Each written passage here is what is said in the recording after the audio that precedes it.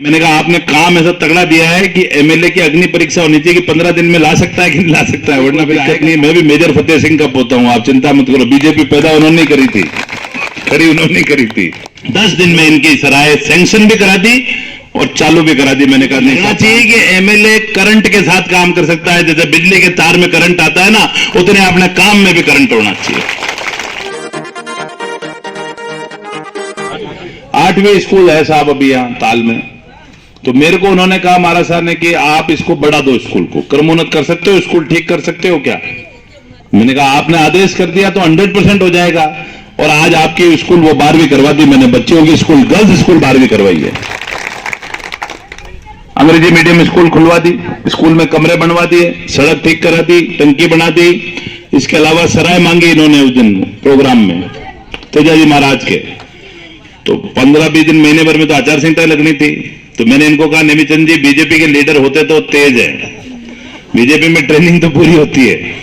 तो उन्होंने, मैंने कहा आपने काम ऐसा तगड़ा दिया है कि एमएलए की अग्नि परीक्षा होनी चाहिए कि 15 दिन में ला सकता है कि नहीं ला सकता है, वरना फिर आएगा गांव में तो बोलेंगे कि काम किया कि नहीं किया।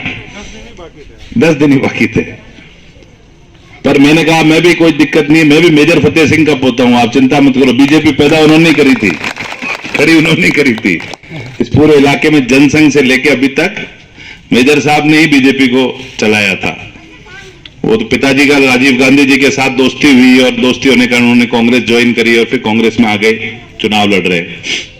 10 दिन में इनकी सराय सैंक्शन भी करा दी और चालू भी करा दी। मैंने कहा नहीं साहब काम चालू करना, और ठेकेदार को कहा इस सराय को सबसे पहले करना, क्योंकि लगना चाहिए कि एमएलए करंट के साथ काम कर सकता है, जैसे बिजली के तार में करंट आता है ना, उतने अपने काम में भी करंट होना चाहिए। और इसीलिए कोई काम मैंने तो पार्टी को देखा नहीं, ना तो बीजेपी देखी ना कांग्रेस देखी।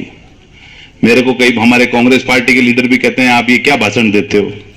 मैंने कहा ये सही बात है, जनता पार्टियां देख के चक्कर में नहीं पड़ना चाहती, और हकीकत में पार्टियों के चक्कर में कभी नहीं पड़ना। अगर पार्टी अच्छा उम्मीदवार दे तो उसको जरूर आशीर्वाद देना, और उम्मीदवार देख करके वोट करना। उम्मीदवार देख के बगैर वोट करने में बहुत नुकसान है। मैं तो चुनाव लड़ने आया 2018 में, 18 के पहले तो हरि सिंह जी 3 बार जीत चुके थे, और मेरे को जहां तक गांव में बताया सब लोगों ने घूम घूम के कि साहब बीजेपी के हेड थे इसलिए हमने तो बीजेपी देख के वोट दे दिया, बीजेपी देख के वोट दे दिया, मोदी देख के वोट दे दिया, बीजेपी देख के दे दिया। अब मैंने कहा काम करने कौन आएगा, बीजेपी आएगी, मोदी आएगा, कौन आएगा अब यहां पे। क्या साहब वे दोनों तो नहीं आ सके, बीजेपी तो कोई आदमी तो है ही नहीं, संस्था है। और मोदी जी यहां कहां आएंगे, ठेठ यहां पे गांव में कहां काम करने आएंगे, उनको देश की बागडोर संभला रखी, वो कहां से यहां आएंगे। तो यहां तो उसी आदमी को काम करना पड़ेगा जो मोदी का नाम लेके और बीजेपी का नाम लेके जीता है, पर उन्होंने काम नहीं किया। कोई आपके और हमारे कोई बैरभाव थोड़ी है उनसे, हरि सिंह जी से कोई बैर नहीं है। बात यह है कि जो पोस्ट के लिए आप लड़ाई लड़ रहे हो, जो चुनाव लड़ रहे हो, उसके साथ आपको न्याय करना पड़ेगा, और जब कलम हाथ में देते हैं तो उस कलम को चलाना भी पड़ेगा और लोगों के काम भी करने पड़ेंगे।